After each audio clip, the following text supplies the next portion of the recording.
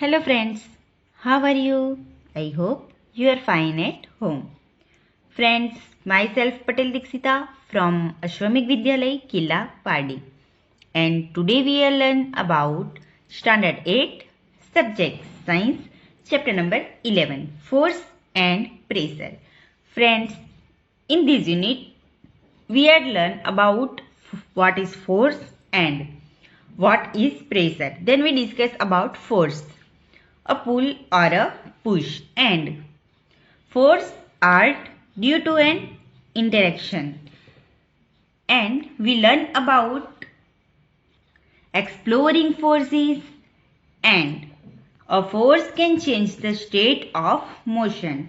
Like हमने ball throw करके देखा था कि जब हम बॉल थ्रो करते हैं तो वो मोशन में आ जाता है. ओके, मीन्स हम बॉल पे क्या अप्लाई करते हैं, फोर्स अप्लाई करते हैं एंड बॉल की मोशन जो है वो चेंज हो जाती है. एंड सपोज हम उसके ऑपोजिट साइड पे फोर्स अप्लाई करते हैं तो उसका मोशन स्टॉप हो जाएगा. मीन्स वो जो मोशन कर रहा है वो क्या हो जाएगा, स्टॉप हो जाएगा. And we also discuss about force can change the shape of an object. Like हमने द का एग्जाम्पल लिया था कि द में किस तरह से वो अपना शेप चेंज करता है. जब हम फोर्स अप्लाई करते हैं तो कैसे ड का शेप चेंज हो जाता है. एंड रबर बैंड को भी हम जब उस पर फोर्स अप्लाई करते हैं तो उसका शेप भी चेंज हो जाता है. Then we learn about types of force. Force have two types, contact force and non-contact force. Contact force have also two types, muscular force and friction. And non-contact force have three types, magnetic force, electrostatic force and gravitational force. So, in the last lecture we had discussed about non-contact force, means magnetic force, electrostatic force and gravitational force. So today we are moved to the next topic. Friends, look at here. What is this? Yes, it is balloon. So मैंने क्या किया, balloon को blow किया. Okay, सो blow होने से balloon क्या हुआ, yes ये फूल गया. एंड हम जब उसमें ज्यादा एयर फिलअप करेंगे, ओके बहुत ज्यादा एयर फिलअप करेंगे तो क्या होगा, मैंने इसमें ज्यादा एयर फिलअप की एंड वो क्या हो गया, फट गया. सो वाई, ऐसा क्यों हुआ, ये बलून फट क्यों गया, डू यू नो? यस, इसमें जो एयर हमने फिलअप की उसका प्रेशर ज्यादा हो गया जिससे कि वो फूट गया. So now move to the next topic, it is pressure. Friends, we all know the basic idea of pressure. Okay, so let's start about pressure. You have learned in class 7 that strong winds during a storm or a cyclone can blow away even the rooftops. You also learned that winds and cyclones are caused by the differences in air pressure. Is there any relation between pressure and force? Let us find out. So friends, हमने 7th class में discuss किया था कि ये जो cyclones होते हैं and storm होते हैं तो वो किसकी वजह से होते हैं, जो विंड्स आता है, एयर का फ्लो होता है, विंड्स आता है तो उसमें बहुत ज्यादा प्रेशर बढ़ जाने से क्या होता है, साइक्लोन्स आते हैं. ओके, तो ये cyclones and pressure and force के बीच में क्या रिलेशन है वो आज हम देखेंगे. Try to push a nail into a wooden plank by its head. Did you succeed? So friends, ये एक डिवाइडर है. ओके, परिकर जिसे बोलते हैं. तो इससे मैं क्या करूंगी कि इसका जो हेड साइड का है उससे मैं हॉल बनाने की ट्राई करूंगी पेज में. तो हॉल बनेगा? नो. ओके, आप देख सकते हो यहाँ पे हॉल नहीं बनेगा, ये इजी नहीं है. बट मैं जो उसका पॉइंटेड एरिया है मीन्स निडल है उससे हॉल बनाने की ट्राई करूंगी तो इट इज वेरी इजी. आप देख सकते हो यहाँ पे हॉल बन गया. ओके, तो उसी तरह से आप अगर टेबल में आपको एक नेल ली जाए, मीन्स कील ली जाए, जिससे कि कील आपने देखी होगी कैसी होती है, लुक एट हियर, इस टाइप की कील होती है। ओके, तो ये जो कील है तो उसका हेड एरिया है, उससे आप क्या करोगे, टेबल पे पुश करोगे। ओके, मीन्स इस टाइप। तो क्या ये इजी होगा? इस तरह से पुश करना इजी होगा। एंड सेकेंड टाइप आपको क्या करना है, इसका जो पॉइंटेड एरिया है, मीन्स इस टाइप से आपको टेबल में लगाना है। सो कौन सा इजी होगा? यस, सेकेंड वन वाला। ओके, वाई, ऐसा क्यों होता है? Now try cutting vegetable with a blunt knife and when it with a sharp knife. Which is easier? आपको क्या करना है, जो बिना धार वाली नाइफ है, छुरी है, उससे वेजिटेबल कट करना है, एंड जो शार्प नाइफ है उससे वेजिटेबल कट करना है। तो कौन सा वाला इजी होगा? यस, शार्प नाइफ से हम इजीली वेजिटेबल कट कर सकेंगे। Do you get the feeling that the area over which the force is applied, means for example the pointed end of the nail plays a role in making these tasks easier, means जो area है जिस पे force apply हो रहा है, तो वो area जितना कम होगा उतना प्रेशर क्या होगा, ज्यादा होगा। Okay, the force acting on a unit area of a surface is called pressure. Means जितने एरिया पे फोर्स हम अप्लाई करते हैं तो उसे क्या बोलते हैं, प्रेशर। इसीलिए प्रेशर का इक्वेशन क्या होगा, pressure is equal to force divided by area on which it acts. Means suppose air, okay, तो हमने एक छोटे से बलून में, इतना छोटा सा बलून है, एंड उसमें हमने क्या किया, एयर फिलअप की, उतनी ही एयर हमने इतने बड़े बलून में फिलअप की। तो दोनों में क्या हुआ, एरिया बलून का, वो छोटे वाले बलून में कम एरिया है, एंड ज्यादा वाले बलून में क्या है, एरिया ज्यादा है। बड़े वाले बलून में एरिया ज्यादा है, एंड छोटे वाले बलून में एरिया कम है। तो कम एरिया में अगर हम ज्यादा एयर फिलअप करेंगे, मीन्स दोनों में इक्वल हमने की है। सपोज ये एक बलून लिया हमने इतना, ओके, तो इसमें हमने फिलअप की एयर, एंड सेकेंड बलून जो है वो हमने इतना बड़ा लिया, एंड उसमें हमने फिलअप की एयर, सेम एयर दोनों में फिलअप की है। ओके, तो क्या होगा, ये बलून जो है छोटा वाला, ओके, तो क्या होगा, उसमें हमने सेम एयर फिल कर दी। ओके, मीन्स उसको भी फुलाकर कितना कर दिया, इतना बड़ा, मीन्स जितना ये बलून था उतना बड़ा कर दिया। तो क्या होगा कि ये तो उसकी साइज छोटी थी और उतना बड़ा कर दिया, तो जैसे जैसे इसमें ज्यादा एयर का प्रेशर बढ़ेगा वो फट जाएगा। ओके, वो क्या हो जाएगा, फट जाएगा, बिकॉज उसका एरिया कैसा है, कम है। तो इसे क्या बोलते हैं, प्रेशर। सपोज जैसे मैंने आपको पहले भी बताया है कि साइक्लोन्स, ओके, तो साइक्लोन्स का एरिया कम है एंड विंड ज्यादा प्रेशर से फ्लो कर रही है, तो वहां पे साइक्लोन होगा, एंड ज्यादा एरिया में उतनी ही विंड अगर फ्लो करेगी तो वहां पे साइक्लोन नहीं होगा। Okay, at this state we consider only those force which act perpendicular to the surface of which the pressure is to be computed.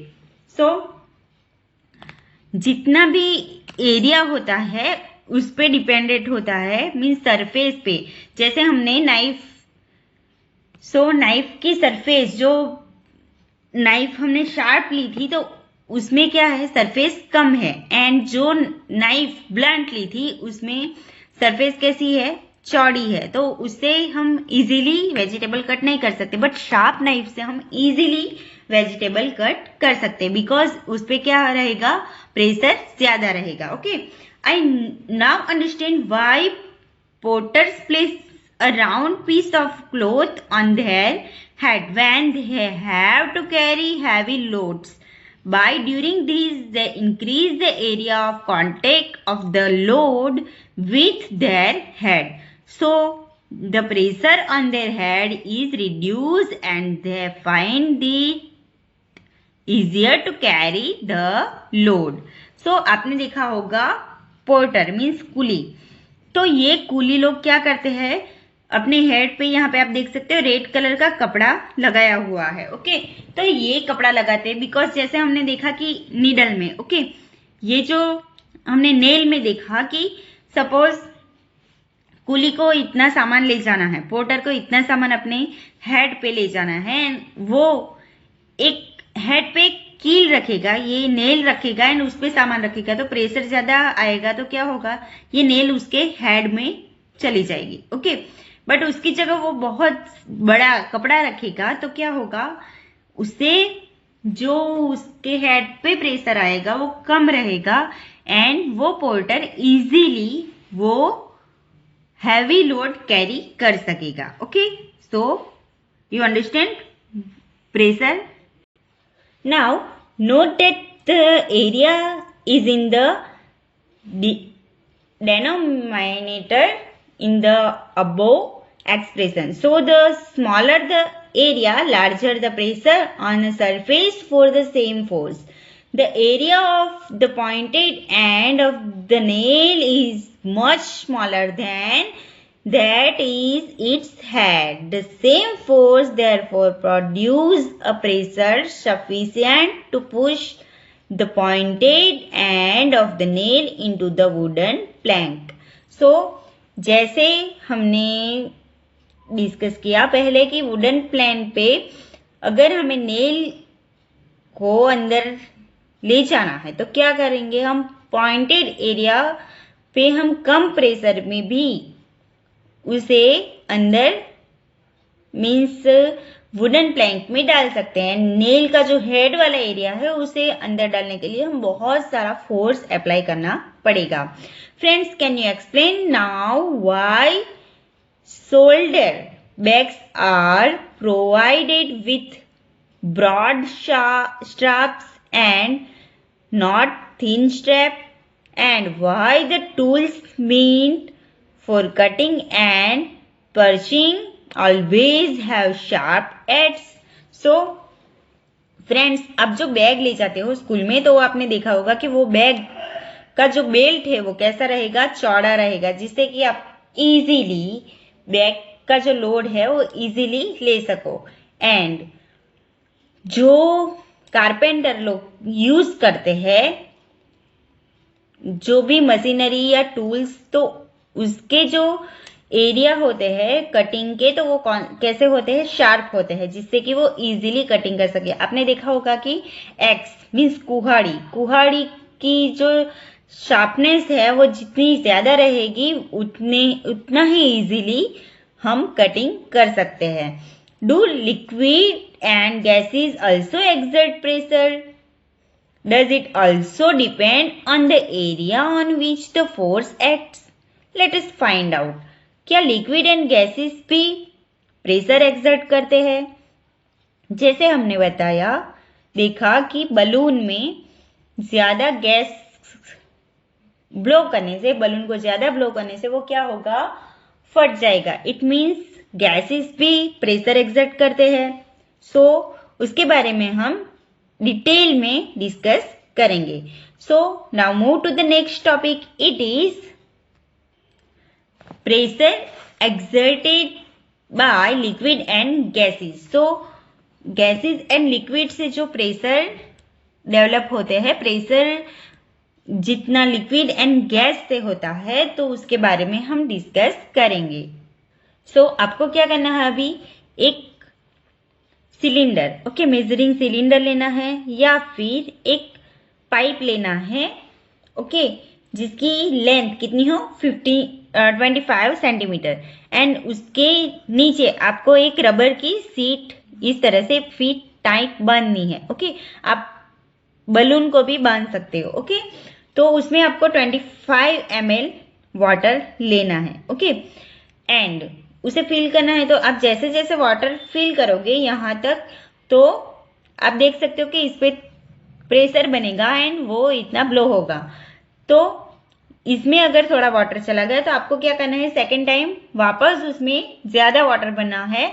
तो उससे क्या होगा, नीचे फिल होगा एंड ये जो वाटर का प्रेशर है उससे ये ज्यादा ब्लो करेगा। ओके, सो इससे हमें पता चलता है कि ये जो कंटेनर में जो वाटर हम फिलअप करते हैं, तो ये कंटेनर की हाइट ज्यादा है, उसकी वजह से उस पर क्या होगा, प्रेशर ज्यादा बनेगा एंड वाटर से वो नीचे की जो सीट है वो ब्लो हो जाएगी। ओके, सो उसी तरह से हमें क्या करना है, एक प्लास्टिक बॉटल लेनी है एंड इस बॉटल में इस तरह से यहाँ पे क्या करना है, एक बलून लगाना है। ओके, तो ये प्लास्टिक बॉटल में क्या करना है, एक ग्लास ट्यूब वाली बॉटल लेनी है जिससे कि हम इजीली यहाँ पे बलून लगा सके। तो ये बॉटल में हम क्या करेंगे, वाटर फिलअप करेंगे।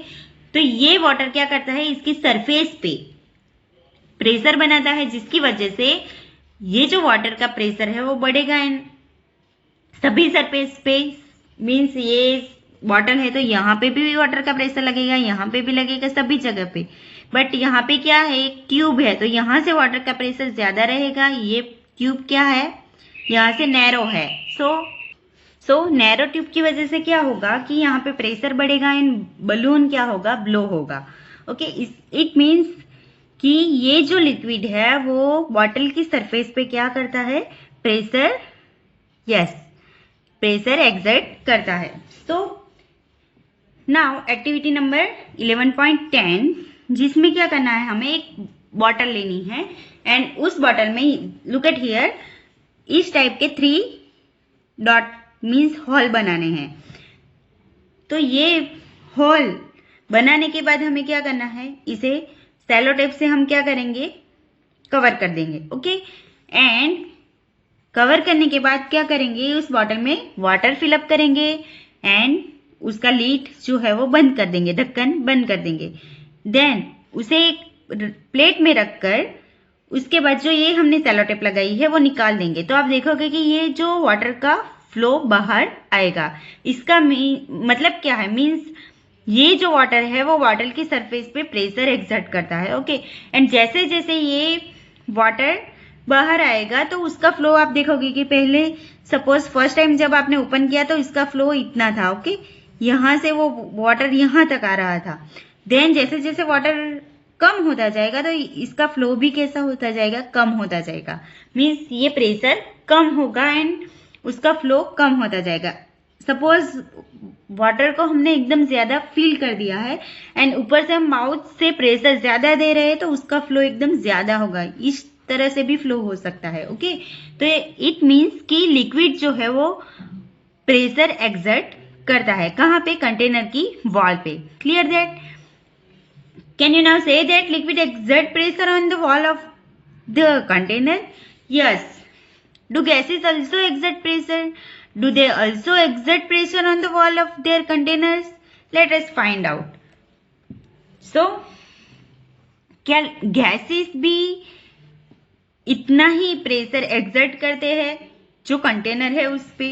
I have seen fountains of water coming out of the leaking joints or holes in pipes supplying water. It is not due to the pressure exerted by water on the wall of the pipes.